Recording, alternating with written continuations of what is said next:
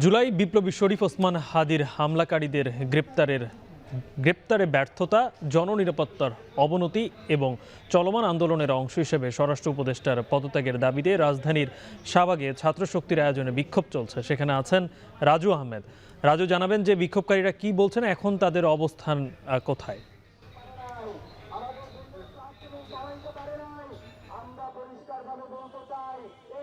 গালিব, জানিয়ে রাখতে চাই যে গত কয়েকদিন ধরে সাম্প্রতিক যে ঘটনাগুলো ঘটেছে, বিশেষ করে ইনকিলাব মঞ্চের মুখপাত্র ওসমান হাদিকে গুলি করার ঘটনার পর থেকে আইনশৃঙ্খলা রক্ষাকারী বাহিনীর নানা ব্যর্থতার আলোচনা নিয়ে কিন্তু বেশ বিক্ষোভ হয়েছে। আজকে ছাত্রশক্তির আয়োজনে শাহবাগে বিকেল 4টার পর থেকে কিন্তু এই বিক্ষোভ সমাবেশটি অনুষ্ঠিত হচ্ছে। এখানে জাতীয় ছাত্রশক্তির সভাপতি এবং সাধারণ সম্পাদক সহ যুগ্ম সাধারণ সম্পাদক রাফিও এসেছেন, যিনি জুলাই আলোচিত ছিলেন, তিনিও এসেছেন এবং তারা ঠিক জুলাই চত্বর যেটি রয়েছে শাহবাগে, ঠিক সেখানে দাঁড়িয়েই তারা তাদের প্রতিবাদটি জানাচ্ছেন। তারা যেমনটি বলছেন যে দীর্ঘ সময় ধরে এই বিগত 1.5 বছরে নানাবিধ ঘটনা ঘটে, তবে আইনশৃঙ্খলা রক্ষাকারী বাহিনী সে সকল ঘটনার যেমন কোনো পদক্ষেপ নিতে পারেনি, তেমনই কিন্তু পুরো সার্বিক বিষয় গোয়েন্দা তথ্য থেকে শুরু করে জননিরাপত্তার বিষয়গুলো ব্যর্থ হয়েছে, তারা সেই অভিযোগটি করছেন।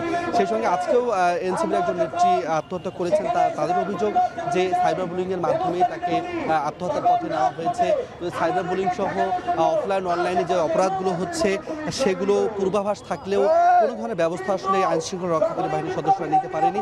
এজন্য আসলে তারা দায়ী করছেন যে স্বরাষ্ট্র উপদেষ্টা যিনি রয়েছেন তার ব্যর্থতার কথাই কিন্তু তারা এখানে বলছেন। একই সঙ্গে তারা এখানে দাবি তুলছেন স্বরাষ্ট্র উপদেষ্টাকে পদত্যাগের দাবি তুলছেন। যদি মূলত এই স্বরাষ্ট্র উপদেষ্টা পদত্যাগ না হয় তাহলে তারা যমুনা অভিমুখে পদযাত্রা করবেন এবং সেই সঙ্গে যমুনার সামনে গিয়ে তারা বিক্ষোভ করতে পারেন বলে কিন্তু এখান থেকে হুঁশিয়ারি দিয়েছেন এই ছাত্রশক্তির সভাপতি জাহিদ। সেই সঙ্গে জানিয়ে রাখবো যে সময়ের সঙ্গে এই যে বিক্ষোভ সমাবেশটি রয়েছে সেখানে ছাত্রশক্তির বিভিন্ন ইউনিটের সদস্য যারা রয়েছেন, বিভিন্ন ইউনিট যেগুলো রয়েছে সেগুলো থেকে নেতাকর্মীরা আসছেন, এসে এখানে তারা জড়ো হচ্ছেন।